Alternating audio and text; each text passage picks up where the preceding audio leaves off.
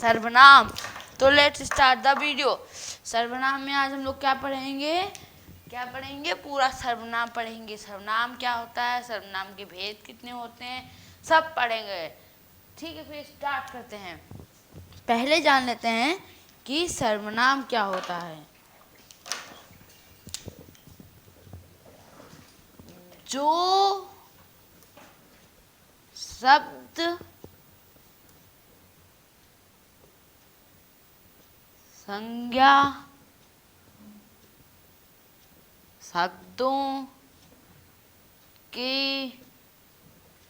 स्थान पर प्रयोग किया जाता है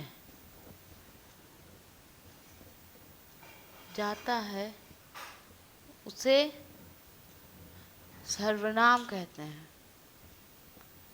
सर्वनाम कहते हैं।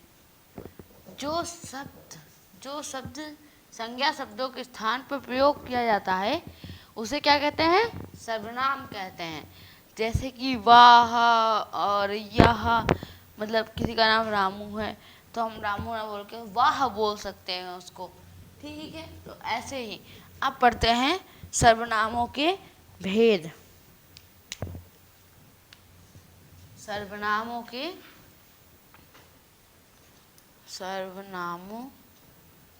के भेद। तो सर्वनामों के 6 भेद होते हैं। सर्वनामों के 6 भेद होते हैं। तो एक एक को आप पूरा तरीके से पढ़ते हैं। जो कि सर्वनामों के भेद हैं, अब एक एक को पूरी तरह से पढ़ते हैं। तो लेट्स स्टार्ट। पहला कौन सा है, पुरुषवाचक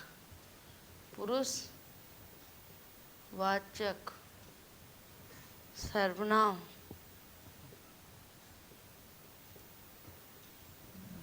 दूसरा क्या है, पहला पुरुषवाचक, दूसरा निश्चयवाचक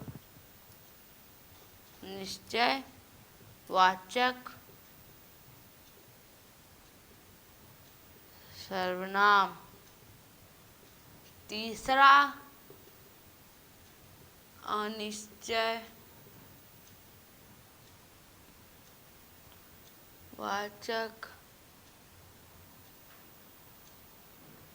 सर्वनाम। चौथा क्या है,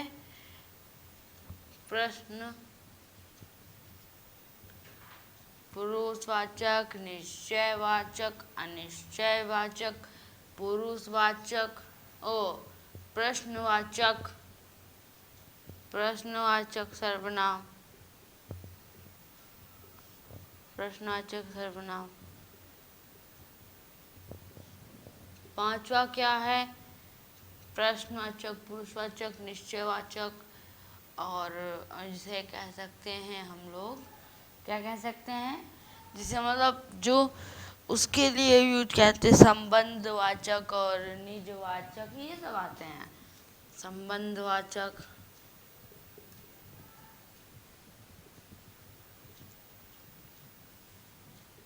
सर्वनाम।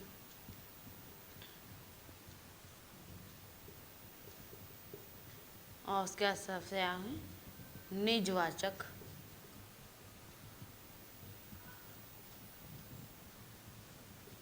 सर्वनाम। ठीक है, फिर अब पढ़ते हैं सबको पूरा, सब एकदम कंप्लीटली पूरी तरह से सबको पढ़ते हैं। तो लेट्स स्टार्ट। पहला पुरुषवाचक सर्वनाम।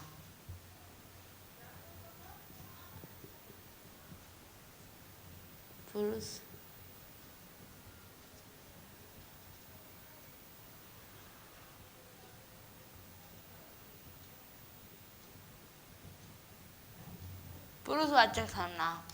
ठीक है,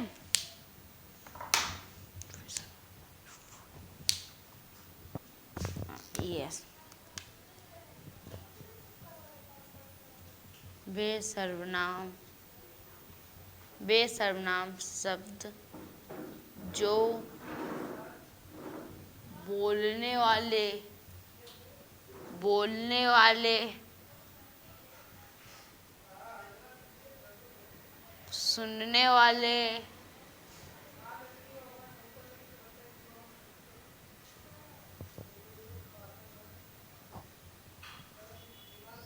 और किसी व्यक्ति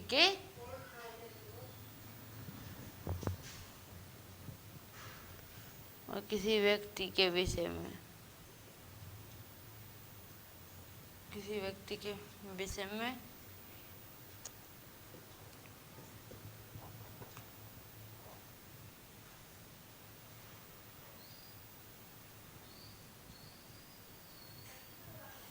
को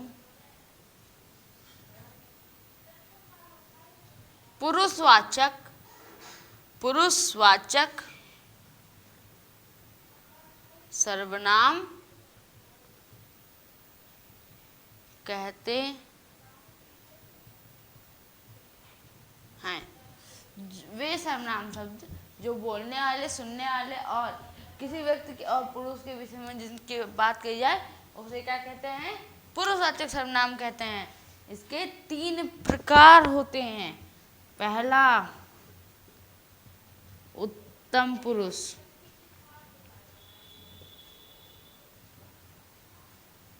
दूसरा मध्यम पुरुष,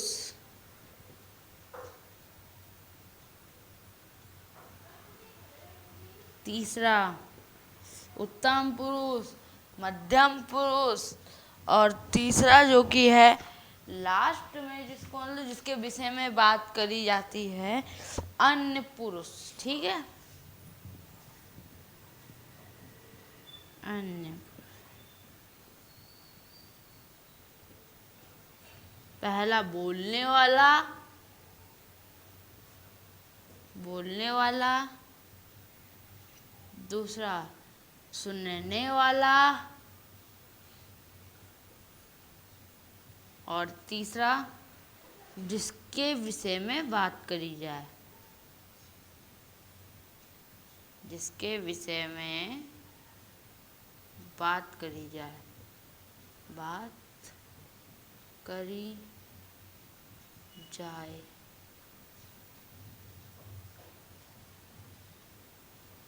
ठीक है, अब पढ़ते हैं नेक्स्ट सर्वनाम जो कि है निश्चयवाचक। हाँ ठीक, तो पढ़ते हैं निश्चयवाचक सर्वनाम।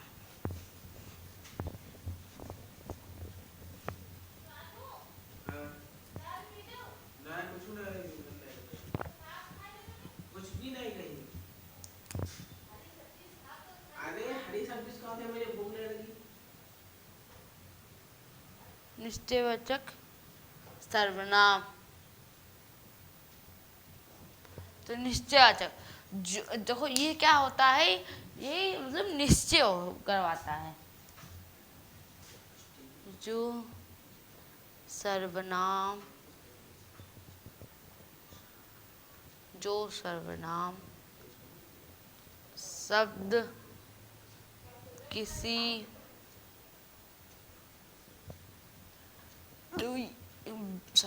व्यक्ति, किसी व्यक्ति वस्तु, व्यक्ति का किसी संज्ञा, जो सर्वनाम शब्द किसी संज्ञा का निश्चय होना प्रदर्शित, निश्चय होना प्रदर्शित करता है,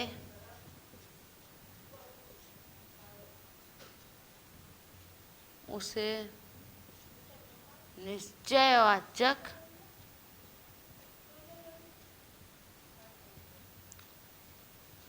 सर्वनाम कहते हैं।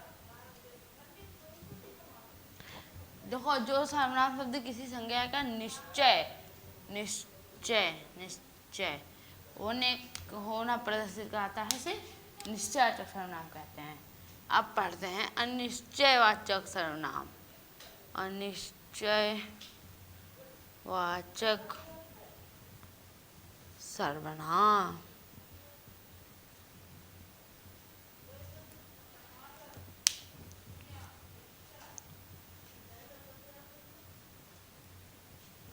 जो सर्वनाम शब्द किसी संज्ञा का निश्चय न हो, प्रदर्शित न हो का बोध कराता है, न हो का बोध कराता है, उसे अनिश्चयवाचक सर्वनाम कहते हैं। अनिश्चयवाचक सर्वनाम कहते अब पढ़ते हैं जो कि है प्रश्नवाचक सर्वनाम। ठीक है, तो इसमें जो क्या हुआ जाता है, इसमें उस पर प्रश्न पूछे जाते हैं। ठीक है, हाँ, तो प्रश्न वाला पढ़ते हैं। ठीक है,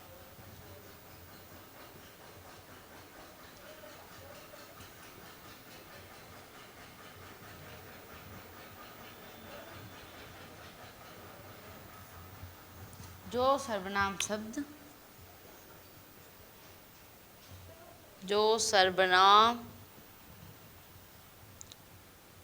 शब्द किसी संज्ञा के प्रश्न का बोध कराता है, उसे प्रश्नवाचक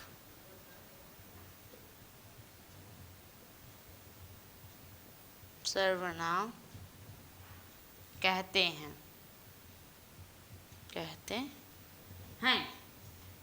ठीक है, तो अब पढ़ते हैं संबंधवाचक सर्वनाम।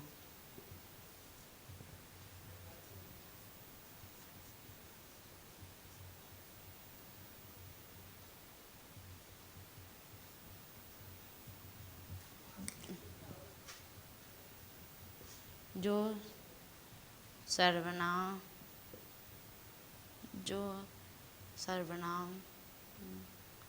शब्द उसी वाक्य के दूसरे संज्ञा से संबंध का बोध कराता है, उसे संबंधवाचक सर्वनाम कहते हैं। से संबंधवाचक सर्वनाम कहते हैं। अब सबसे लास्ट में पढ़ते हैं निजवाचक सर्वनाम।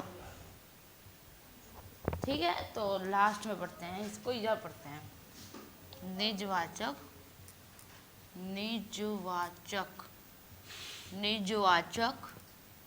सर्वनाम।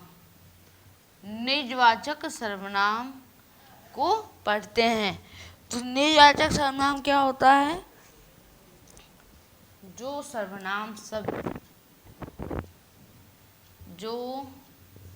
सर्वनाम शब्द वाक्य के संज्ञा के साथ अपनापन प्रकट करता है उसे निजवाचक सर्वनाम कहते हैं।